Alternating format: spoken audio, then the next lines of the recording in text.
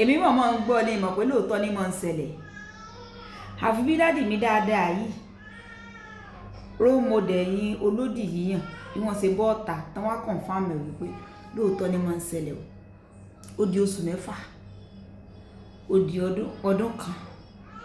wọn kódà wọn lọ́dọọdún 3 ń bẹ nù yín ọlọ́dún 2 wọn ní ẹ̀ mọ̀ sí gbọ́ngbọ́n kúrò lé ni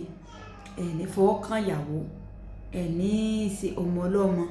ẹ̀ ti ní ó ṣe ọ̀tọ̀tọ̀rọ̀ ní kọ́kọ́ wọ́n sì lè kán mọ́ ní yóò dé láyọ̀ o mọ́ faradà o yóò tó wá yọjú sí yín o pé ìyún mò ń sọ pé tọkọ bá wà lókè òkun tíyàwó wà Nàìjíríà ọ̀tọ̀tọ̀rọ̀ ní kọ́kọ́ lọ bí iṣẹ́ kó mọ wálé bóyá lẹ́ẹ̀kan lọ́dún bóyá lẹ́ẹ̀mejì lọ́dún bóyá ní oṣooṣù sì ní wálé kíyàwó wọn ni lọ́kàn pọ̀pọ̀ mi fẹ́ẹ́ dé gbogbo eré gbogbo ó dìgbà tó bá dé ọ̀tọ̀ ní kọ́ ọmọ ọlọ́kọ nínú ilé kẹjọ mọ́ lọ kẹjọ mọ́ bọ̀ láàrin ọdún 2 kó mọ̀ sí pé ẹ̀lẹ́ ń bẹ̀rùn kó mọ̀ sí good morning kó mọ̀ sí good afternoon kó mọ̀ sí pé ń gbé langa sí longo tó ń rí lójoojúmọ́. My first question is ṣé ẹ fẹ́ sọ fún mi pé irú ọkùnrin bẹ́ẹ̀ kò náà tí múnú rẹ̀ dùn ta wọn olórí burúkú ọkùnrin mọ̀ sí rẹ̀ kò sí bá a ṣe fẹ́ fi ẹnu kòtò pé kéèyàn fi pronounce ju tí mo fi qualify wọn lọ olórí burúkú ọkùnrin ní mọ̀ ń ṣerú ẹ̀ obìnrin tí bá sì mọ̀ ń ṣerú ẹ̀ náà olórí ibú nìyẹn. Nǹkan méjì ló lè mú ọkùnrin nǹkan ẹyọ kan gan ni kì í ṣe kò pé méjì kó mọ yan òdì tó bẹ́yẹn ni wípé ó fẹ́ jayé orí rẹ̀ to the core kò fẹ́ kí anybody kó challenge ẹ̀ pé why are you just coming where are you coming from bó o ló ṣe jẹ́ ẹpẹ́ dé sí òsì tẹ́ ẹpẹ́ níbo lẹ ti ń bọ̀ tàbí kó dágbére wípé mò ń lọ bí báyìí ó ti mọ̀ wípé píríọ̀dù yẹn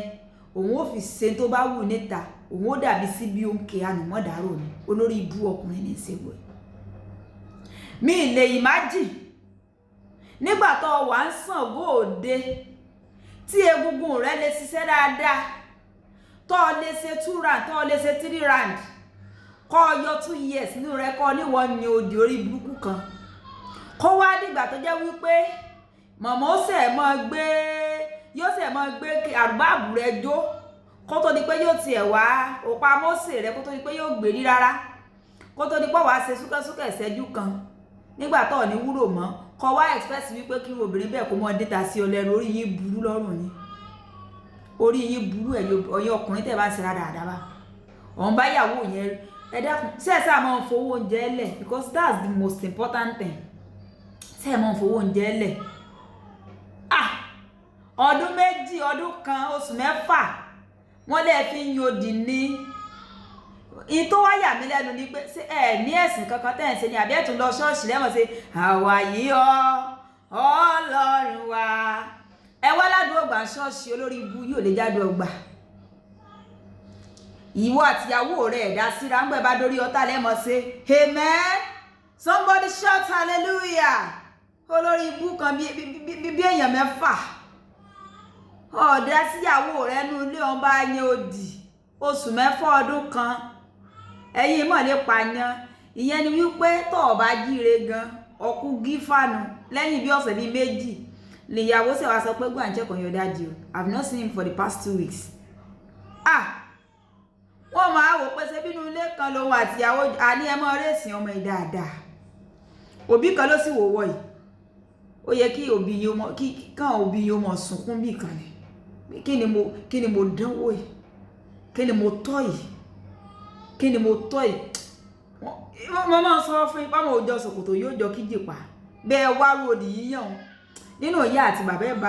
bá lára kan nù wọn àgbà kan ni ọmọ máa ń jogún kíní ní ọlọ́ọ̀wá máa ń gbọ́ ẹ̀yìn yóò àkúsọ òótọ́ ó mọ̀ pé òótọ́ ni mò ń sọ ó wá lè upgrade o dù ti ibi tó ti kọ́ lọ o ṣùgbọ́n àjogún bá ní orí burúkú ni